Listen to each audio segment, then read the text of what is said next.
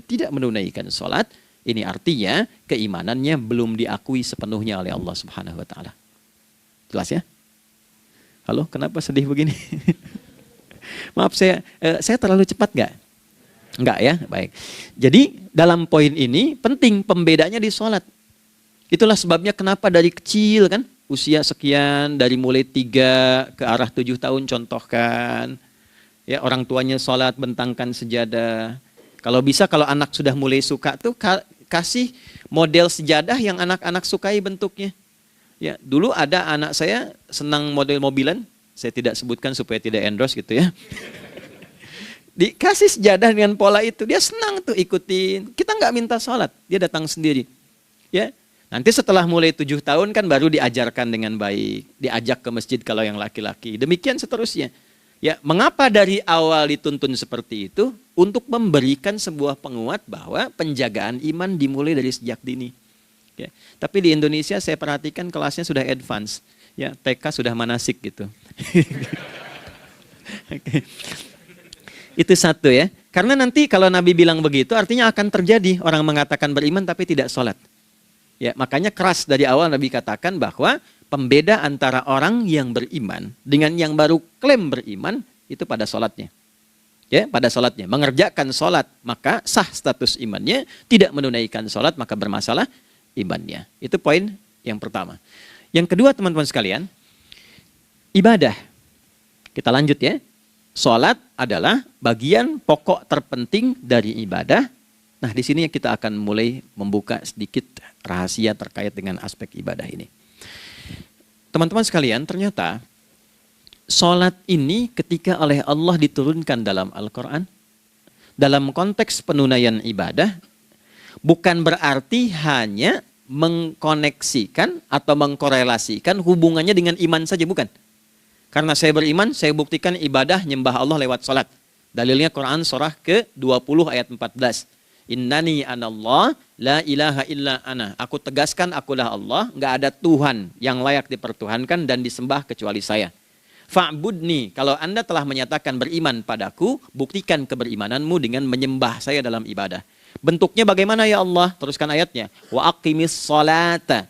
Tunaikan sholat sebagai bukti ibadah. Itu li dzikri, sebagai zikir kepadaku. Jadi korelasi antara ibadah dengan iman, sudah kita sebutkan dalilnya. Sekarang ibadahnya tersendiri ketika ditunaikan, apa manfaat dari ibadah itu? Mengapa mesti ada 5 waktu?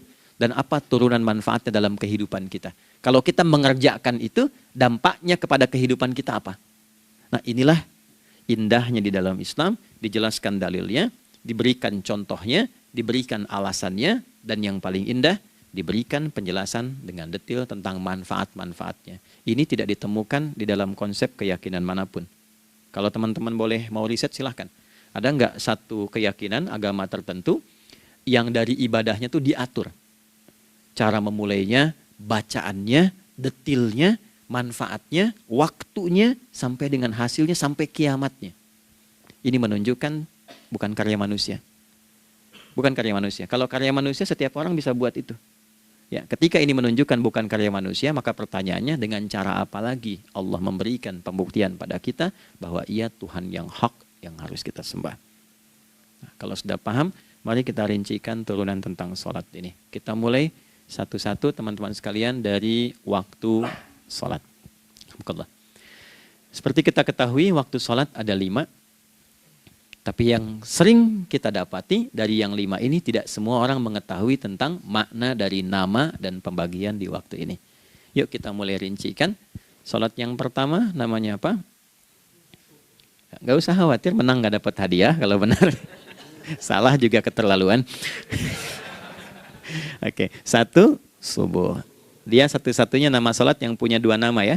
Subuh dan fajar. Oke, Pak Fajar, Pak waktu sholat. 2, zuhur. 3, asar. 4, maghrib. 5, isya. Oke, rumus hitungannya 24, 4, 3, 4. Ya.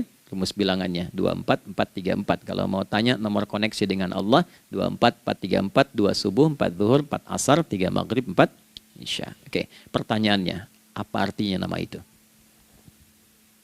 Selama ini jangan-jangan kita hanya tahu namanya tapi tidak memahami maknanya. Itu poinnya. Oke, sekarang mari kita mulai. Izin saya tidak punya kemampuan untuk menuliskan, ya, karena memang saat ini terbatas. Tapi kalau diperkenankan bisa kita coba uraikan sedikit. Baik. Ya, bismillah. Jazakallah khair. Mohon fokus baik-baik karena waktunya tinggal 21 menit lagi. Izin saya pastikan dulu ya supaya terlihat dengan baik. Ibu kelihatan di sana? Bagus. Saya kira tuh hanya di Sumbawa Barat. Ternyata di Pertagas pun perempuan-perempuannya imannya luar biasa. Maksudnya belum saya tulis sudah kelihatan. Imannya luar biasa. Oke, kita mulai dari yang pertama ya. 5 waktu sholat. Kita mulai dari 1 dulu. Subuh, teman-teman saya turunkan dulu ya. Izinkan saya tulis pakai bahasa Arab dulu supaya gampang. 1, dia punya 2 nama. Yang angka Arab ya. Kalau yang gini angka Hindi. Anda yang di admin di komputer pasti tahu. Ada Fajr. Kata subuh ditemukan di Al-Quran surah ke-81 At-Takwir ayat 18. Kalau keliru tolong diingatkan. Was-subhi idza tanaffas. Quran surah 81 ayat 18. Ya. Enggak usah di ilmu utak-atik ya. Oh ini kenapa 81 kalau dibalik 18? Itu cocok logi. Ya, abaikan aja itu. Ya. Fajar agak banyak di Quran terkait dengan nama salatnya ada di Quran surah ke-17 di ayat 78. Aqimis salata liduluki syamsi ila ghasaqil laili wa Qur'anal fajr. Inna Qur'anal fajri kana masyhuda. Yuk kita mulai ke maknanya dulu. Ingat rumusnya ya. Rumusnya ini selalu begini rumusnya. Aqidah